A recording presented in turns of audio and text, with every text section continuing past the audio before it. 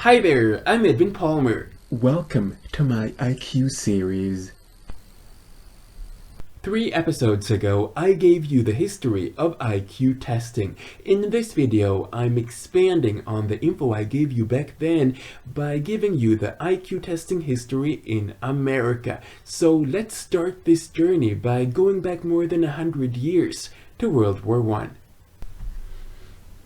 During World War I, the U.S. Army needed a way to evaluate and assign recruits to appropriate tasks. This led Robert Yerkes to develop several mental tests. To write the Army mental tests, he brought together all the major hereditarians of American psychometrics. From May to July 1917, he worked with Louis Terman and Henry Goddard and other colleagues at Goddard's training school in Vineland, New Jersey. They developed 3 types of tests. They gave literate recruits a written examination called the Army Alpha. They gave illiterates and men who had failed Alpha a pictorial test called the Army Beta. And they recalled failures in Beta for an individual examination, which was usually some version of the Binet scales. From the test takers' results, 3 facts rose to the top, and these facts continue to influence social policy in America for decades to come. What were these facts? Let's take a look. Fact number 1. The average mental age of white American males stood just above the edge of morality. This became a rallying point for eugenicists who predicted doom and lamented white males' declining intelligence, which eugenicists believed was caused by the unconstrained breeding of the poor and feeble-minded, the spread of Negro blood through miscegenation, and the swamping of an intelligent native stock by the immigrants from Southern and Eastern Europe. Fact number 2. European immigrants could be graded by their country of origin. The average man of many nations was a moron. The darker peoples of Southern Europe and the Slavs of Eastern Europe were less intelligent than the fair peoples of Western and Northern Europe. Fact number 3. The Negro lay at the bottom of the scale with an average mental age of 10.41. Some camps try to carry the analysis a bit further and in obvious racist directions. At Camp Lee, they divided blacks into 3 groups based upon intensity of color. The lighter groups scored higher. Yerkes and his colleagues tested 1.75 million men in total, making the results the first mass-produced written tests of intelligence. The tests were considered dubious and non-usable though, because not everyone was given the same test or the same method of testing, and the tests tested familiarity with American culture rather than intelligence. Still, the Army tests brought about a variety of social uses.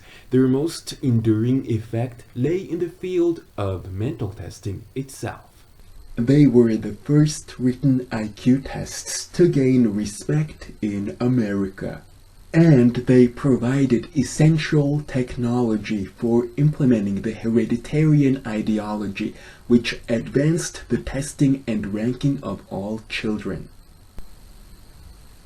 Other propagandists used the Army results to defend racial segregation and limited access of blacks to higher education.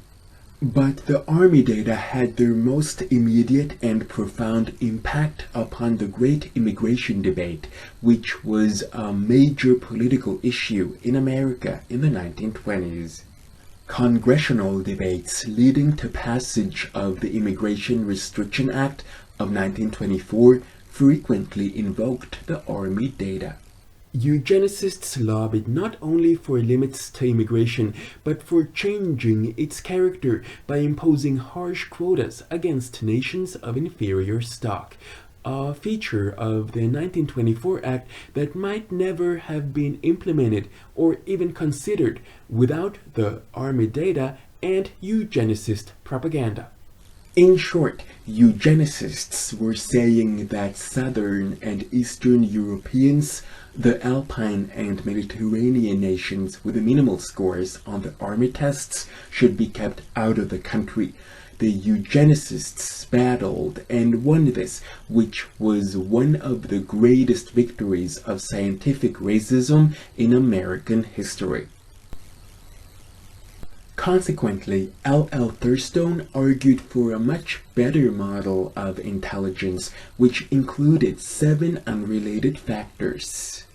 The factors included verbal comprehension, word fluency, number facility, spatial visualization, associative memory, perceptual speed, reasoning, and induction. Although Thurstone's model was never widely used, his model did influence later theories. Finally, David Wechsler produced the first version of his test in 1939. It gradually became more popular and overtook the Stanford-binet in the 1960s. One explanation is that psychologists and educators wanted more information than the single score from the Binet. Wechsler's 10 or more subtests provided this. Another is that the Stanford-Binet test mostly reflected verbal abilities, while the Wechsler test also reflected nonverbal abilities. It's been revised several times, as is common for IQ tests, as it incorporates new research. The Stanford-Binet has also been revised several times and is now similar to the Wechsler in several aspects. But the Wechsler continues to be the most popular IQ test in the United States. This information came from these websites. You'll find these links below this video. Be sure to subscribe to my channel and watch this series from the start. Next Friday, I'll be back with a new episode in my series on intellectual giftedness. Till then, I only want to say 3 things. Thank you for watching, have a great day, and bye for now.